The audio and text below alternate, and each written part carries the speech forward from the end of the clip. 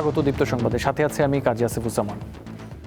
জুলাই গণ অভ্যুত্থানে সংঘটিত মানবতা বিরোধী অপরাধ মামলায় নিষিদ্ধ আওয়ামী লীগের সভাপতি মণ্ডলীর সদস্য কামরুল ইসলাম ও ওয়ার্কার্স পার্টির সভাপতি রাশেদ খান মেননের বিরুদ্ধে অভিযোগ গঠনের বিষয়ে আজ আদেশ দেবে ট্রাইব্যুনাল।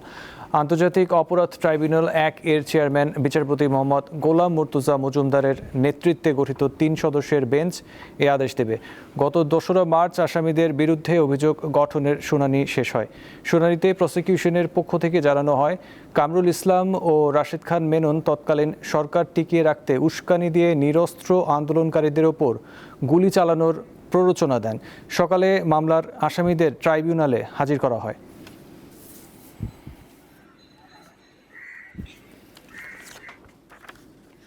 আজ বিকালের দিকে দেশের বিভিন্ন অঞ্চলে বৃষ্টিপাত বাড়ার সম্ভাবনা রয়েছে। রাজধানী ঢাকায়ও হতে পারে বৃষ্টি। বৃহস্পতিবার আবহাওয়া অফিসের দেয়া পূর্বাভাসে এই তথ্য জানানো হয়। সাগরে লঘুচাপের প্রভাবে বুধবার রাতভর দেশের বিভিন্ন জেলায় মাঝারি থেকে ভারী বৃষ্টি হয়েছে। দেশের বিভিন্ন অঞ্চলে গতকাল বুধবার দিনভর বৃষ্টি হয়। রাজধানীতে দিনে এমনকি রাতেও অনেকটা বৃষ্টি হয়েছে। প্রবল বৃষ্টিতে সিলেট, মৌলভীবাজার সহ দেশের অন্তত ৫ জেলায় বন্যা পরিস্থিতি সৃষ্টি হয়েছে। আবহাওয়া অফিস বলছে, আজ বৃহস্পতিবারও দেশের বিভিন্ন অঞ্চলে বৃষ্টি হতে পারে। তবে বিকেলের দিকে রাজধানী সহ বিশেষ করে দেশের দক্ষিণাঞ্চলে বৃষ্টি বাড়তে পারে। উদ্ভূত পরিস্থিতিতে চট্টগ্রাম, কক্সবাজার, মোংলা ও পায়রা সমুদ্র বন্দরকে ৩ নম্বর স্থানীয় সতর্ক সংকেত দেখিয়ে যেতে বলা হয়েছে।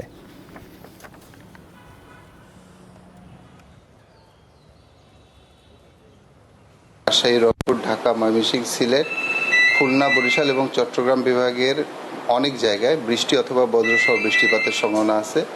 সেই সাথে দেশের কোথাও কোথাও বিক্ষিপ্তভাবে ভারী থেকে অতি ভারী বর্ষণের সম্ভাবনা আছে। আর আপনার মেইনলি বৃষ্টিপাতের প্রবণতাটা হচ্ছে দক্ষিণের দিকে বেশি, উত্তরের দিকে তুলনামূলকভাবে কম। 4টা সমুদ্র বন্দরকে আমরা 3 নম্বর সতর্কতা সংকেত দেখিয়ে যেতে বলেছি। এদিকে সিলেট বিভাগে চলতি মৌসুমের সর্বোচ্চ বৃষ্টিপাত রেকর্ড করা হয়েছে মৌলভীবাজারে। ভারী বর্ষণে বিভিন্ন জেলায় পানি জমে ক্ষতিগ্রস্ত হয়েছে ফসল। বিশেষ করে অনেক স্থানে পাকা ধান পানিতে তলিয়ে গেছে। এতে চরম ভোগান্তিতে পড়েছেন কৃষকরা। মৌলভীবাজারে টানা বৃষ্টিতে মনু নদীর পানি বাড়ছে, যা স্থানীয়দের মধ্যে বন্যার আশঙ্কা বাড়িয়ে তুলেছে। প্রতিদিনের বৃষ্টিতে নদীর পানি বিপদসীমার দিকে ধাবিত হচ্ছে বলে জানিয়েছেন সংশ্লিষ্টরা। ইতোমধ্যে নদী তীরবর্তী নিম্নাঞ্চলগুলোতে পানি প্রবেশ করতে শুরু করেছে। ফলে কৃষিজমি ও বসতবাড়ি ক্ষতিগ্রস্ত হওয়ার শঙ্কা দেখা দিয়েছে। সুনামগঞ্জের মধ্যনগর উপজেলায় বৌলাই নদীর পানির চাপে ভেঙে গেছে ঝিনিরিয়া হাওরের রাস্তা। এতে তলিয়ে যাচ্ছে বোরো ফসল। রাস্তাটির আশেপাশে প্রায় ২৬ হেক্টর বোরো ধানের মধ্যে ১৫ হেক্টর জমির ধান কাটা হলেও বাকিগুলো বৃষ্টির পানিতে নিমজ্জিত। টানা বৃষ্টি ও উজানের ঢলে হবিগঞ্জের বেশ কয়েকটি হাওর প্লাবিত হয়েছে। এতে জেলার কৃষিখাতে বড় ধরনের ক্ষতির আশঙ্কা দেখা দিয়েছে। জেলার বানিয়াচং, আজমেরীগঞ্জ ও লাখাই উপজেলার বিভিন্ন হাওরে প্রায় ৫,০০০ হেক্টর জমির পাকা বোরো ধান পানিতে তলিয়ে গেছে। এই কষ্ট করে কিন্তু আজকে আমরা করে একটাও ধান তুলতে পারিনি। এটারও খেরের দেখার মধ্যে শাক সম্পূর্ণ পানির তলে। ১৬ জায়গা করছিলাম, ৫ জায়গা হাঁটাইছি, 10 জায়গা চলে গেছে, 11 জায়গা চলে গেছে। এখন হাইটে সাইডেও এই যে আমরা কোনো শান্তি নাই, এটা অবস্থা আছে। ভারী বৃষ্টিপাত ও উজানের পাহাড়ি ঢলে নেত্রকোনার হাওর অঞ্চলে তৈরি হয়েছে উদ্বেগজনক পরিস্থিতি। দ্রুত বাড়ছে নদ নদীর পানি। ফলে যে কোনো সময় ফসল রক্ষা বাঁধ ভেঙে হাওরের বোরো ধান তলিয়ে যাওয়ার শঙ্কা করছেন কৃষকরা। টানা বৃষ্টিতে কুমিল্লা নগরে সৃষ্টি হয়েছে তীব্র জলাবদ্ধতা। নগরের কুমিল্লা ঈশ্বর পাঠশালা কেন্দ্রে পরীক্ষার সময় ক্লাসরুমে পানিতে ডুবে যাওয়ায় এসএসসি পরীক্ষার্থীদেরকে বেঞ্চের ওপর পা তুলে পরীক্ষা দিতে হয়েছে। সানজিদা স্নিগ্ধা, দীপ্ত, বার্তাকক্ষ। এই বিষয়ে আরও খবর জানাতে যোগ দিচ্ছেন সহকর্মী জাকারিয়া আহমদ। সরাসরি সেখানে চলে যাচ্ছি। জাকারিয়া, কৃষকদের ভোগান্তি কমাতে সরকারের পক্ষ থেকে কি কোনো ব্যবস্থা নেওয়া হয়েছে, আমাদের জানাবেন। হ্যাঁ আসিফ, যদি বলি যে সুনামগঞ্জে এই সময়টাই কিন্তু কৃষকরা শেষ যে কর্মযোগ্য হাওরে ফসল তুলতে সেটি করে থাকেন, কিন্তু গেল কয়েকদিনের টানা বৃষ্টিপাতে সুনামগঞ্জের এবং পাহাড়ি ডলে সুনামগঞ্জের নদ নদীর পানি বৃদ্ধি পেয়েছে, পাশাপাশি জলাবদ্ধতা তৈরি হয়েছে। এখন পর্যন্ত প্রায় 50% ধান কাটা গেলেও বাকিগুলো পানির নিচে নিমজ্জিত আছে। তো এই বিষয়ে কৃষকরা চরম দুর্ভোগ পোহাচ্ছেন এবং আগামী 1 বছর তাদের যে ক্ষয়ক্ষতি হয়েছে সেটি তারা কিভাবে কাটিয়ে উঠবেন সেটি চিন্তা করছেন। এদিকে স্থানীয় এমপিরা, সংসদ সদস্যরা জানিয়েছেন যে সরকার আগামী 3 মাসের খাদ্য সহায়তা দিবে। সেখানেও কৃষকরা বলছেন যেন এই খাদ্য সহায়তা বাছাই করে প্রকৃত ক্ষতিগ্রস্ত কৃষকদেরকে দেওয়া হয়, এটি তারা এই সুনামগঞ্জের কৃষকরা দাবি করছেন। এখন যেন এই যে খাদ্য সহায়তা সেটি যেন প্রকৃত কৃষকরাই পান। তবে এখন পর্যন্ত আমরা পানি উন্নয়ন বোর্ডের সাথে কথা বলেছিলাম, এখন পর্যন্ত সুনামগঞ্জের পরিস্থিতি যেটা রয়েছে, আগামী আরো মে পর্যন্ত হাওড়ে, সুনামগঞ্জে এবং উজানে অর্থাৎ ভারতের চেরাপুঞ্জিতে ভারী বর্ষণের সম্ভাবনা রয়েছে। সেক্ষেত্রে সুনামগঞ্জে যে বন্যার আশঙ্কা তৈরি হয়েছে সেটি কিন্তু এখনো কাটেনি। সুনামগঞ্জে বন্যা পরিস্থিতি সৃষ্টি হওয়ার আশঙ্কা যেটি রয়েছে সেটি এখনো রয়ে গেছে। এছাড়া সুনামগঞ্জে গত 24 ঘন্টায় 8 মিলিমিটার বৃষ্টিপাত রেকর্ড করা হয়েছে এবং সুরমা নদীর পানি সুনামগঞ্জের স্টেশনে 18 সেন্টিমিটার বৃদ্ধি পেয়েছে, যদিও এখনো 150 সেন্টিমিটার বিপদসীমার নিচেই রয়েছে। সেটি যদি এ ধরনের পরিস্থিতি অব্যাহত থাকে তাহলে খুব শীঘ্রই বিপদসীমার পাশাপাশি চলে আসবে। তো সুনামগঞ্জ থেকে এই ছিল আমার কাছে সর্বশেষ হাওড় এলাকা থেকে। জি জাকারিয়া, আপনাকে ধন্যবাদ। একই বিষয়ে এবার জানবো হবিগঞ্জের খবর। সেখান থেকে সরাসরি যোগ দিচ্ছেন সহকর্মী আখলাস আহমেদ প্রিয়। আখলাস, কৃষকদের ক্ষয়ক্ষতির কি তথ্য রয়েছে আপনার কাছে এবং কর্তৃপক্ষ কি কোনো উদ্যোগ নিয়েছে আমাদের জানাবেন।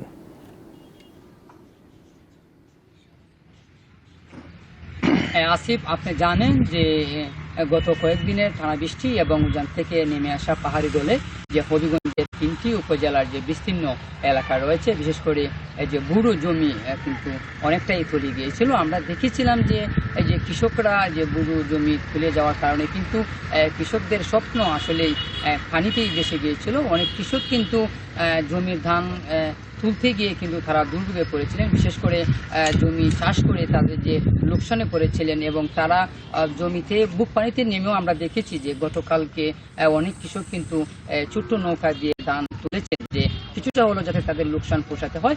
আসিফ, আজকে যে বিষয়টা হলো, আমরা স্বস্তির খবর আসলে হবিগঞ্জে যে সকাল 8টা থেকে এখন পর্যন্ত কিন্তু যে আমরা রোদ দেখতে পাচ্ছি, যে কারণে যে হবিগঞ্জের যে গত কয়েকদিনের যে নদ নদীতে যে পানি বৃদ্ধি পেয়েছিল অনেকটাই কিন্তু পানি কমে যাচ্ছে এবং হাওড় অঞ্চলের থেকে কিন্তু পানি নেমে যাচ্ছে। আমরা কথা বলেছিলাম যে হবিগঞ্জের যে কৃষি সম্প্রসারণ অধিদপ্তর কর্মকর্তাদের সাথে, তারা আমাদের যেমনটা জানিয়েছিলেন যে বিশেষ করে আজমিরগঞ্জ, বানিয়াচং এবং নবীগঞ্জে 3টি উপজেলা যে বিস্তীর্ণ এলাকা যে প্লাবিত হয়েছে, বিশেষ করে ক্ষতিগ্রস্ত কৃষকদের তারা তালিকা করছেন এবং যে সংসদ সদস্য যে ঘোষণা দিয়েছেন যে ক্ষতিগ্রস্ত কৃষকদের যে সহযোগিতা করা হবে, এই বিষয়েও তারা কিন্তু পদক্ষেপ নিচ্ছেন। আচ্ছা, আমি একটি বিষয় আপনাকে জানিয়ে রাখতে চাই যে হবিগঞ্জের যে কিন্তু এবছর যে 1,23,848 হেক্টর জমিতে বুড়ো জমি চাষ হয়েছিল এবং 7 লাখ মেট্রিক টন লক্ষ্যমাত্রা কিন্তু নির্ধারণ করা হয়েছিল। এর মধ্যে কিন্তু প্রায় আপনার 30% জমির ধান কিন্তু তলিয়ে গেছে। এখন পর্যন্ত যে কৃষি কর্মকর্তা আমরা জানিয়েছেন যে 30% জমির ধান কিন্তু কাটার বাকি রয়েছে। যদি আগামী 24 ঘন্টা যদি মুষলধারে বৃষ্টি হয় এবং পানি যদি বৃদ্ধি পায় তাহলে এইসব জমিও কিন্তু পানিতে তলিয়ে যাবে। আমরা এখন পর্যন্ত দেখেছি যে পানি উন্নয়ন বোর্ডের কর্মকর্তারা আমার জানিয়েছেন যে গতকালকে কিন্তু হবিগঞ্জের বানিয়াচং উপজেলার দত্তপাড়া অংশে কিন্তু খয় নদীর একটি অংশ কিন্তু ভেঙে হাওড় অঞ্চলে কিন্তু পানি প্রবেশ করেছিল। এছাড়া কিন্তু হবিগঞ্জের কোনো নদ নদী এখনো ভাঙনের কবলে পড়েনি, যেমন যে ভাঙন এলাকাটা কিন্তু পানি উন্নয়ন বোর্ড কর্মকর্তা কিন্তু পরিদর্শন করেছেন এবং ঝুঁকিপূর্ণ যে। জি আখলাস, আপনাকে ধন্যবাদ। দীর্ঘ 2 মাস পর আজ মধ্যরাত থেকে শুরু হচ্ছে পটুয়াখালীর তেঁতুলিয়া নদীসহ দেশের 5 অভয়াশ্রয়ে ইলিশ সহ সব ধরনের মাছ শিকার। সে সময়ে মাছ ধরার প্রস্তুতি নিচ্ছেন জেলেরা। অনেকে ট্রলারে জাল তোলা সহ আনুষঙ্গিক কাজ শেষ করেছেন। তবে আগামী বছর নিষেধাজ্ঞাকালীন সময়ে প্রণোদনার পরিমাণ বাড়ানোর দাবি জানিয়েছেন জেলেরা। এদিকে 2 মাসের নিষেধাজ্ঞা শেষে ভোলার জেলে পরিবারগুলোতে ফিরেছে স্বস্তি ও আনন্দের আমেজ। 2 মাস মাছ ধরা বন্ধ থাকায় ভোলার প্রায় 2 লক্ষাধিক জেলে কর্মহীন হয়ে পড়েন। তবে নিষেধাজ্ঞা শেষে নতুন আশায় নদীতে নামার প্রস্তুতি নিচ্ছেন জেলেরা। নৌকা মেরামত, জাল প্রস্তুত সহ নানা কাজে এখন ব্যস্ত সময় পার করছেন তারা। নদীতে কাঙ্ক্ষিত মাছ পেলে ঋণের বোঝা কিছুটা হলেও কমবে বলেও জানান তারা।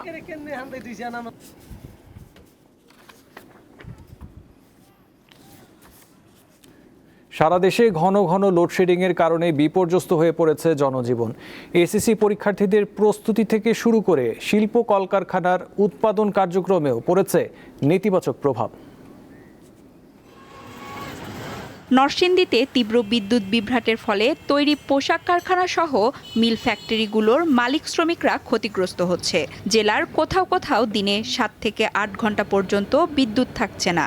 এতে শ্রমিকরা দিনের মূল্যবান কর্মঘণ্টা হারাচ্ছে, আর মালিকরা উৎপাদন খরচ গুনছে 40% বেশি। বিদ্যুৎ তো আমাদের উৎপাদনের একটা বড় সহায়ক।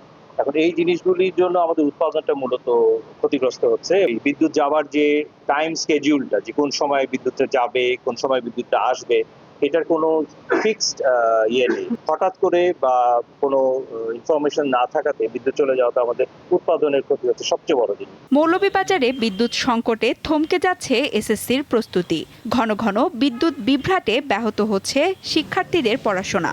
ইন্টারনেট থাকলেও বিদ্যুৎ না থাকায় অনলাইনে পড়াশোনার সুযোগ কাজে লাগাতে পারছেন না শিক্ষার্থীরা। এই যে এখন এই সময়ে কারেন্টটা নাই, এখন তো আর ঝড় হচ্ছে না বা তুফান হচ্ছে না যে এই সময়ে কারেন্টটা নাই। এই সময়ে আমাদের পরীক্ষার সময় প্রতিটি সময় আমাদের জন্য অনেক মূল্যবান। আমাদের কিছুক্ষণ পর পর কারেন্ট নিয়ে যাচ্ছে, আমাদের পড়ালেখা করতে অসুবিধা হচ্ছে। ধরলেন 1 ঘন্টা কারেন্ট দিলে ওনারা 2 ঘন্টা কারেন্ট নিয়ে রাখি দেয়। গ্রীষ্ম এলেই দেশের সর্বোচ্চ তাপমাত্রার তালিকায় থাকে চুয়াডাঙ্গা। এর সঙ্গে তীব্র লোডশেডিংয়ে জনজীবনে নেমে এসেছে দুর্ভোগ। শহর থেকে গ্রাম সবখানেই একই চিত্র। চাহিদার তুলনায় 35 থেকে 46% বিদ্যুতের ঘাটতিতে প্রতি ঘন্টায় হচ্ছে বিদ্যুৎ বিভ্রাট। লোডশেডিংয়ের প্রভাব পড়ছে এসএসসির পরীক্ষার্থী ও ব্যবসায়ীদের ওপর। আমরা অতিরিক্ত গরম পড়ছে চুয়াডাঙ্গাতে, কোনো রকমের কারেন্ট থাকছে না, অস্থির হয়ে যাচ্ছি। যে কোনো জায়গায় কাজ করতে গেলে বিদ্যুতের জন্য 2-3 ঘন্টা বসে থাকতে হচ্ছে। কারেন্ট পাওয়া যাচ্ছে না, মোমবাতি জ্বালিয়ে আমরা দোকানদারি করছি, এবং বাংলাদেশ সরকার যে নির্দেশ দিয়েছে সেই তুলনায় কারেন্টও থাকে না। সেটাই এমন সংকট মোকাবেলায় সরকারের পক্ষ থেকে দ্রুত ও কার্যকর পদক্ষেপের আশা সাধারণ মানুষের। সঞ্জিদা স্নিগ্ধা, দীপ্ত, বার্তা কক্ষ। সরকারি মূল্য নির্ধারণের পরও ন্যায্য মূল্য পাচ্ছেন না কৃষক। কিশোরগঞ্জের হাওড় অঞ্চলে ধানের ন্যায্য মূল্য না পাওয়ার অভিযোগ উঠেছে কৃষকদের মধ্যে। উৎপাদন খরচের তুলনায় অনেক কম দামে ধান বিক্রি করতে বাধ্য হচ্ছেন তারা। কৃষকদের দাবি, সরকার মূল্য নির্ধারণ করলেও মাঠ পর্যায়ে তার অর্ধেকও পাচ্ছেন না। ফলে লোকসান গুণেই ধান বিক্রি করতে হচ্ছে।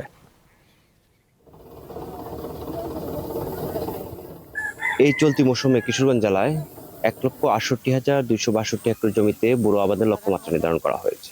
উৎপাদনের লক্ষ্যমাত্রা নির্ধারণ করা হয়েছে প্রায় 12 লক্ষ মেট্রিক টন ধান। সরকার সারা বাংলাদেশ থেকে 1440 টাকা মন অর্থাৎ 36 টাকা কেজিতে 5 লক্ষ টন ধান সংগ্রহ করবে। কিশোরগঞ্জে ধান সংগ্রহের লক্ষ্যমাত্রা 18,330 মেট্রিক টন, যা কিশোরগঞ্জে মোট উৎপাদিত ধানের তুলনায় খুবই নগণ্য। আমি দাঁড়িয়ে আছি একজন কৃষকের সাথে, জানতে চাইবো যে সরকার যে একটা মূল্য নির্ধারণ করে দিয়েছে যে 36 টাকা, যেটা 1440 টাকা মন দাঁড়ায়, তো এটাতে আসলে কৃষক কতটুকু উপকৃত হবে? আমরা বিক্রি করতেছি 680 থেকে 700 টাকা মন, 43 কেজি মন। হ্যাঁ, আর সরকার যে রেটটা দিছে এই রেটে আমরা সন্তুষ্ট, কিন্তু আপনার এটা মাঠ পর্যায়ে থাকতে হবে। কিশোরগঞ্জে ধান সংগ্রহের লক্ষ্যমাত্রা 18,330 মেট্রিক টন, যা কিশোরগঞ্জে মোট উৎপাদিত ধানের তুলনায় খুবই নগণ্য। কৃষকরা উৎপাদন খরচের তুলনায় অনেক কম দামে ধান বিক্রি করতে বাধ্য হচ্ছেন।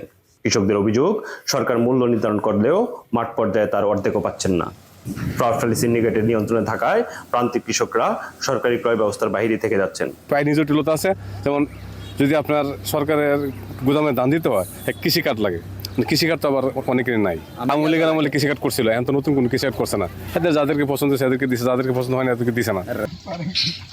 খারাপ হয় যারা নেতা তারাই পায়, আমরা কি নেতা মানুষ, আমরা কৃষি কাজ করি, কৃষক মানুষ।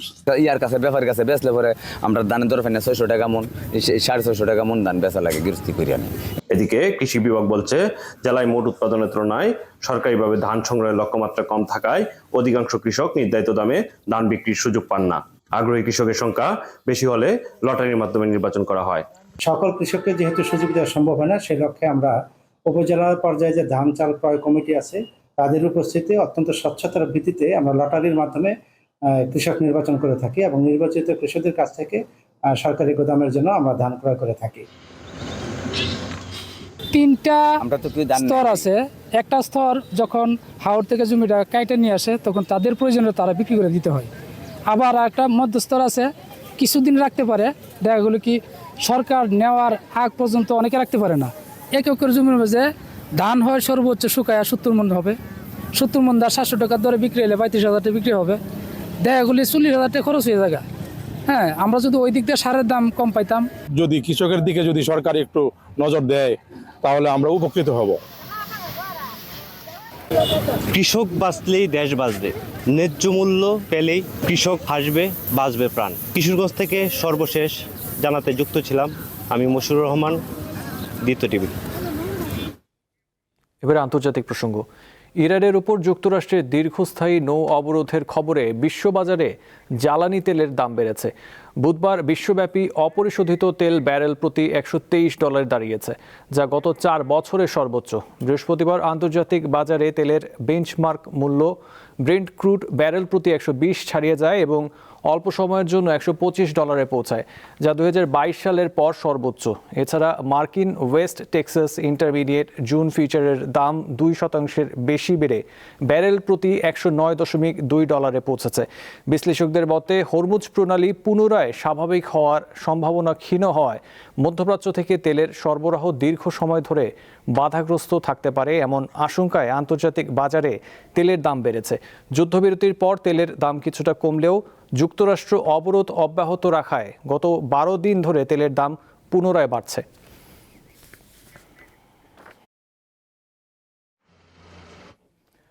ইরানের সাথে পারমাণবিক কর্মসূচি নিয়ে আলোচনার আগে নৌ অবরোধ তুলবেন না বলে জানিয়েছেন যুক্তরাষ্ট্রের প্রেসিডেন্ট ডোনাল্ড ট্রাম্প।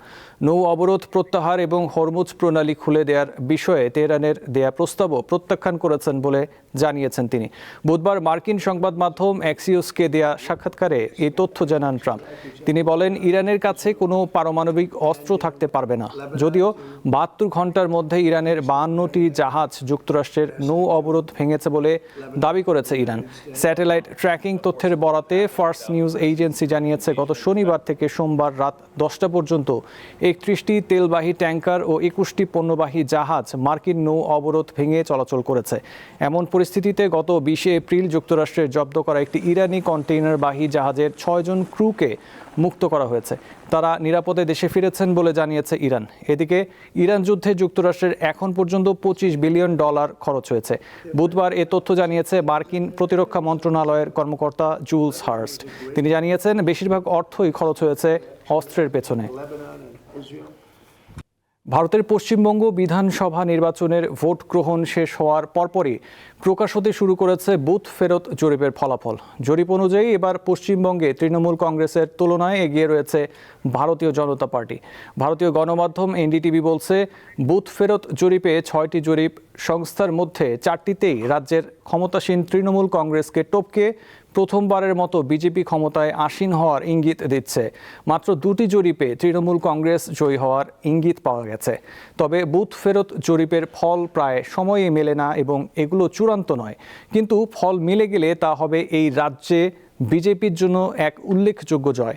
আনুষ্ঠানিকভাবে ভোটের ফল ঘোষণা হবে আগামী 4 মে। ভারতের পশ্চিমবঙ্গ রাজ্যে বিধানসভা নির্বাচনে 2011 সালের রেকর্ড ভেঙে এবার ভোটদানের হার হয়েছে সর্বোচ্চ। ভোট গ্রহণ শেষের 1 ঘন্টা বাকি থাকতেই ভোট পড়ে 89.99%। এই ছিল এখনকার মতো। পরবর্তী সংবাদ দেখার আমন্ত্রণ রইল। এছাড়াও তথ্য বিনোদনের জন্য চোখ রাখুন দীপ্ত টিভি ডিজিটাল প্ল্যাটফর্মগুলোতে। ধন্যবাদ।